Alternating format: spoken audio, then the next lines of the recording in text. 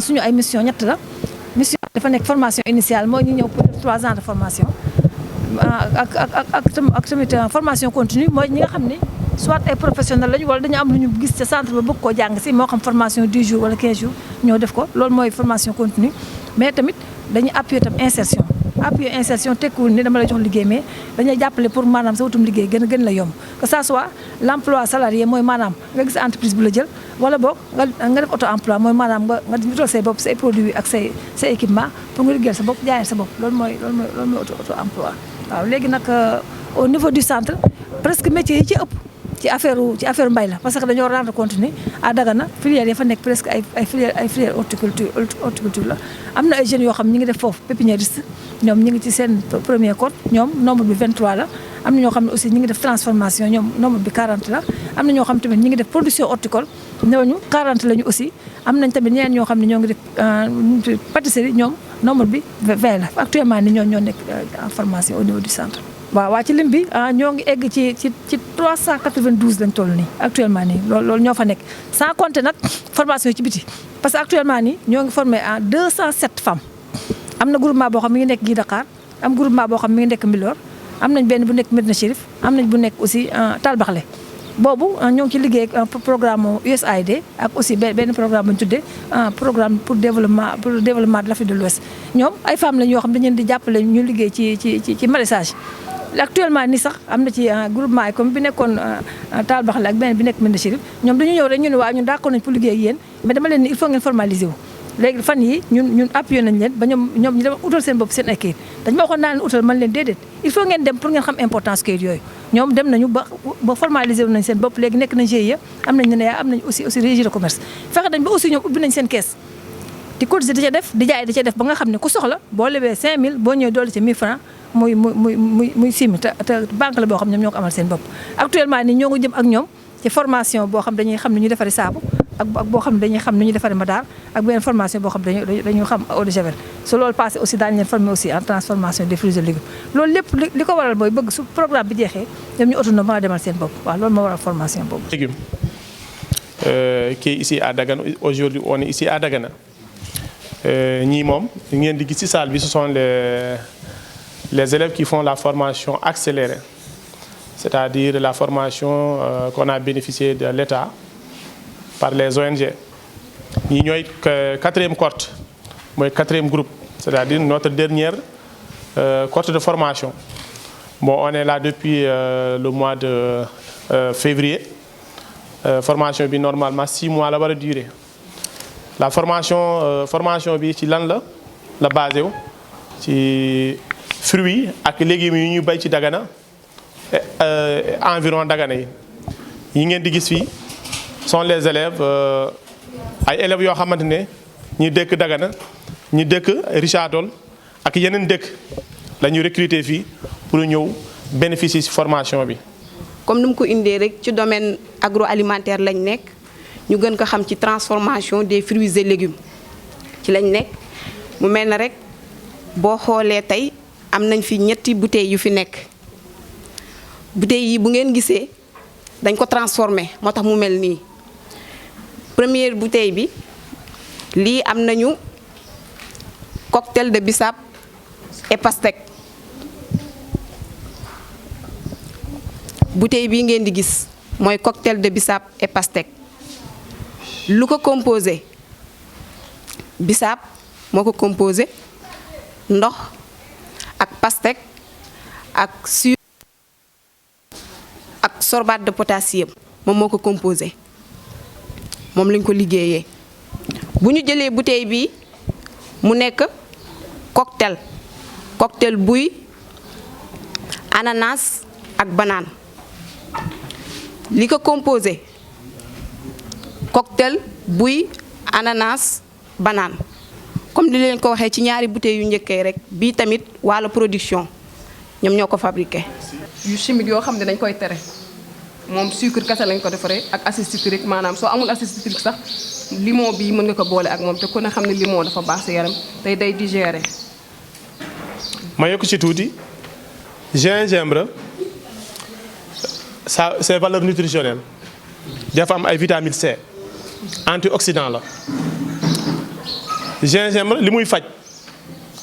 d'abord gingembre day dindi fatiguement soo amoon ulcère l'hémogastrique am na ñoo xamante ne soo leen waxee jëlal gingembre dañuy wax non non ndax ñemewuma laal kaani ñemewuma laal poobar yu mel noonu duma laal gingembre. C'est différent. Le gingembre, non seulement on le considère comme boisson, on l'utilise dans nos familles, mais aussi c'est un médicament qui facilite la digestion. Si vous voulez, si vous voulez essayer, vous allez faire bir fess, vous avez un problème de digestion. Xolal ku lay defal tout gingembre nga nan ko. 15 à 30 minutes mu res. Su fekkee da nga amone problème des cellules, problème circulation sanguine, problème cholestérol, sooy utiliser gingembre yooyu yëpp day deñ moom mi gingembre bii bal la bii betterave la betterave la deful xaw a nuuroo ak bisaab xam ngeen ne lépp luy xonk bisaab ak betterave day yokk deret mais aussi day wàññi tension day rebaisser tension moom mi betterave c'est riche en fer, en vitamine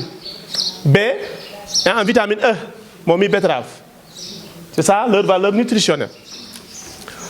Bii pastèque bisaab moom la de pastèque bisaab nee nañ day yokk deret day wàccee tension pastèque tamit moom tamit noonu la def noonu lay def day wàccee tension day wàccee coono xanaa bii rek jinjeer bi elle n'est pas sénégalaise mais c'est africaine ndax Guinée lay jógee wala mu jógee Côte d'Ivoire kon ne soriwul fi. Elle est nationalité sénégalaise même. Parce que même les femmes boo xoolee léegi seen ndaw li ngeen togg yi. jeex na dañ ko les épices. Les épices là c'est pour permettre ñu gaaw digérer. bii betterave la fii lañ ko jëndee ci Dagana fii lañ ko bayee bii pastèque ak bisaab bii Richard Toll lañ ko jëndee foofu lañ ko bayee pastèque bi Bokkol lañ ko bayee Bokkol soo passé Dagana tuuti Bokkol foofu la nekk foofu lañ ko bayee donc c'est local. à Dagana. non man gisuma ci ay inconvénients parce que ñun ay jus naturel la ñuy defar te liñ ciy def tamit mën naa ni produit chimique buy amul sax produit chimique parce que acide dong lañ ciy def ak sorbate te sorbate bu ñu koy def dañ koy calculer da ngay xool li nga xam ni moom moo adéquat ak li nga yor ci jus li nga xam ne du doon excès nga calculer ko ba nga xam ne lii boo ko ci defee mën a toog quelque temps du yàqu en plus boo ko ci defee tamit intoxication du ci am. Si parce que si la personne qui doit l'utiliser maanaam ñii war a def transformation xamuñu yan quantité la ñuy def ci sorbate de potassium yan quantité la ñuy def ci acide citrique boobu temps mun na indi ay inconvénients ndax li nga war a def ci 1 litre li nga ci war a def ci sorbate de potassium su dee 4 grammes nga ci def 8 grammes day am inconvénient.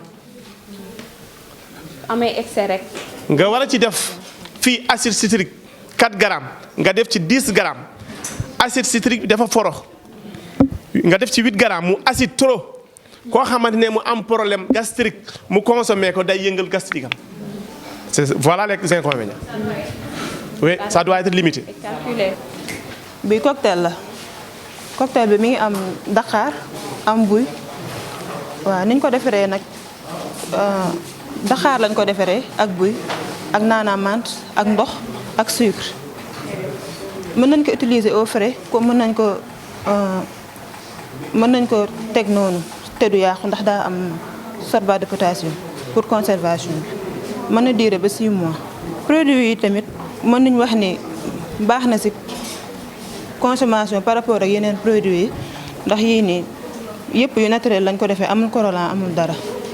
te boo ko naanee tamit du am benn effet secondaire. acide bi ak sorbate bi non ak jus de citron bi ñoom ñëpp ñaari benn rôle lay jouer. Elles sont tous valables. Non seulement comme tu l'as dit il était préférable quand même comme que nee nañ naturel ñu def naturel à 100%. Les colorants, mais aussi le gaz, c'est un conservateur et on ajoute aussi les deux conservateurs là, acide citrique et le sorbate de potassium. Thiam, dernière question. Oui. Est-ce que boo xam ne day defar léegi comme koor bi ngay defar léegi pour loolu ndoxoo. Est-ce que jar na produit yooyu. jaru ko. C'est bon, donc c'est juste pour garder. C'est pour juste pour garder ko à long terme. donc fii mooy le métier horticulture liñ fiy jàngal mooy mbay bon mbay nag bu ñu waxee bay aussi bon c'est vrai que bu njëkk dañ daan wax bay suñu maam yi mais léegi bay bi dafa xaw a soppeeku puisque bay bi dafa am ay option mën nga ni man damay bay pour maraîchage légumes laay soxla baa ngeen damay bay pour ay fruits ay mango ay orange ak yooyu wala damay bay pour ceeb wala damay bay donc yooyu la ñuy jàngale ci centre bi élèves bu ñu ñëwee aussi dañuy def ay options actuellement nii tembe fi ñu nekk am nañu ñaari métiers yi nga xam ni ñoom la ñuy démarrer fii moom d'ailleurs benn bi ngi ci en phase de finition muy pépiniériste ku ko xam da nga naan pépinière li nga xam ni tout tànk la ci dañ koy jiw mu nekk ci lu tuuti avant muy màgg ñu jël ko livrer ko mën nañ doon nag si am nañ si ñetti anam yi nga xam ne moom la ñuy def fii muy pépinière maraîchère li nga xam ne légume la wala pépinière fruitière li nga xam ne lépp luy fruit la wala pépinière florale lépp li nga xam ne aussi day laal xeetu fleur ak aménagement donc ñett yooyu lañ fiy jàngale si xale yi présentement ne am na aussi beneen cohorte bi nga xam ni ñoo ngi leen di jàngal production horticole foofu c'est l'horticulture muy maraîchage day commencer de la pépinière ba si récolte bi n'est-ce pas si wàllub maraîchage wàllub production fruitière wàllub production florale même foresterie aussi ñoo ngi si laal tuuti je pense que ni yooyu mooy xeetu métier bi nga xam ñoo ngi koy def fii si niveau centre bi déjà boo ñëwee fi ñu nekk nii actuellement gis ngeen fi ay xeetu gàncax yi nga xam ni c'est de façon diversifiée gis nañ fi ay pomme ay tomate ngi fi poivron chou pommé salade wala ay carotte ak navet donc plus mboq bi donc yooyu yëpp ay xeetu mbay la yi nga xam ne aussi bu si nekk dafa am anam biñ koy bayee n'est-ce pas ba léegi mbay mi ah solos formation bi aussi mooy que ni xale yi dañuy choisir mu doon métier du doon passe-temps mais day doon métier nga xam ni da ngay bëgg mbay mu doon sa métier boo génnee ci biir mbay bi dañ lay former bu ñu la former mbay mi ba pare dañ lay former aussi nooy yoree sa entreprise noo koy mettre en place bu fekkente ne da nga bëgg def auto-emploi puisque métier bi am na ñaari façon am na lu ñu naan emploi salarié emploi bi nga xam boo génnee ba def sa examen ba pare da ngay dem ni man ka dama bëgg liggéey dem CSS mbaa nga dem ay GDS SCL wala ay SAED ak yooyu ñu lay fay par weer baa nga ni non man bëgguma emploi salarié je préfère l'auto-emploi ñu former la si ñooy bind sa projet nga mettre ko en place ñu financer la tax boo mettre sa projet en place aussi yoral sa entreprise sa bopp di ko doxal je pense que moom la auto-emploi donc ñaari kii yooyu lañ siy former xale yi aussi pour bu ñu génnee. léegi bu 6 mois bi accéléré bu ñu commencé nag si biir formation bi bu ñu amee 2 mois après ñu génn di commencé daal di exposer suñu ay produits bi tey jii nii ñu ngi si defaroon bii concombre nañ ko à base de concombre bii ñu ngi ko defaree concombre ak suukar ak ndox ak citron bi bii cocktail la buy banane ananas ak meew bii buy la ak meew ak suukar ak ndox lañ ko defaree bii bisaab rouge bi la ñu ngi ko defaree bisaab bi ak ndox ak suukar bi siddéem la ñu ngi ko defaree siddéem bi ak ndox ak suukar bi gingembre la mooy gingembre bi ñu ngi ko defaree à base de gingembre ak suukar ak ndox ak limon bi cocktail la buy bisaab ak meew ñu ngi ko defaree à base de buy ak bisaab vinto bi ak meew ak suukar ak ndox bi.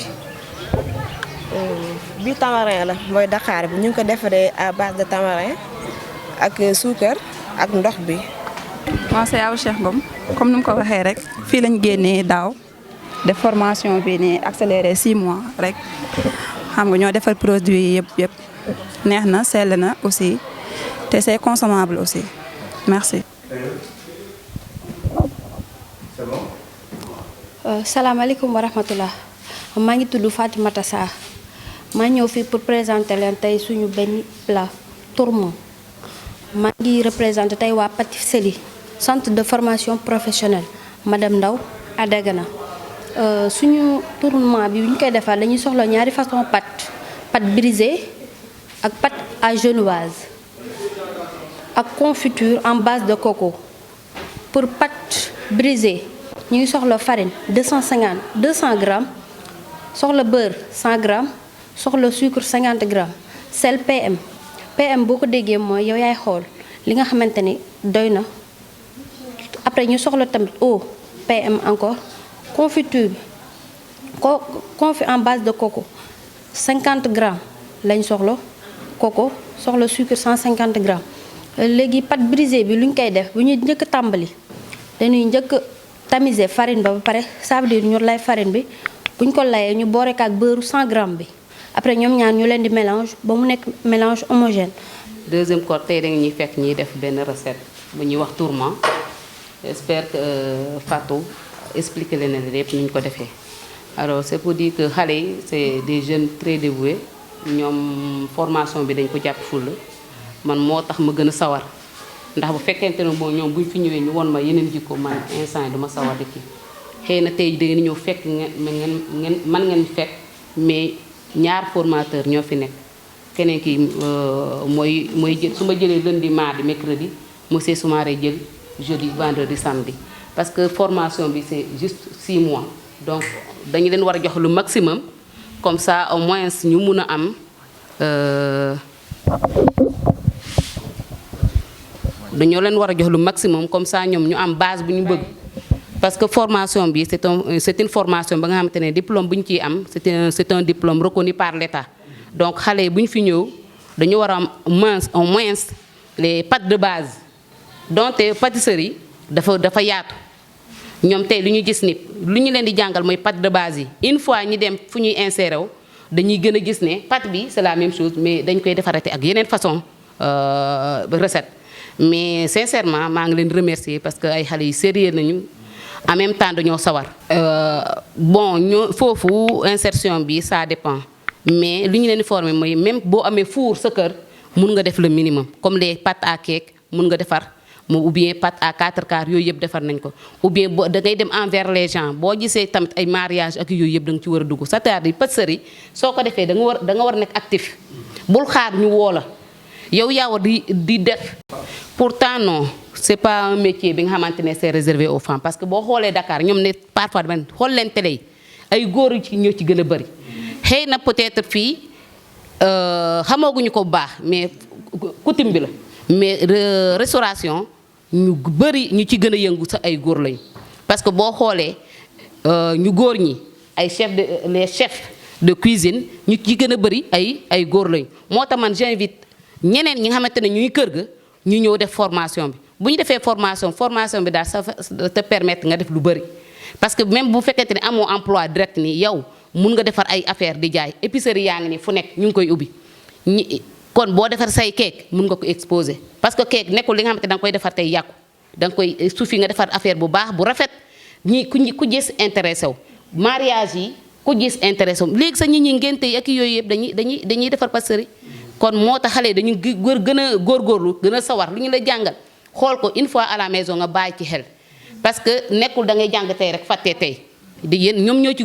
gën a góorgóorlu. bu leen fàtte bës ci abonné ak ci cloche bi ngir ngeen mën a jot xibaaru Ëllëg Média. Audio Jungle.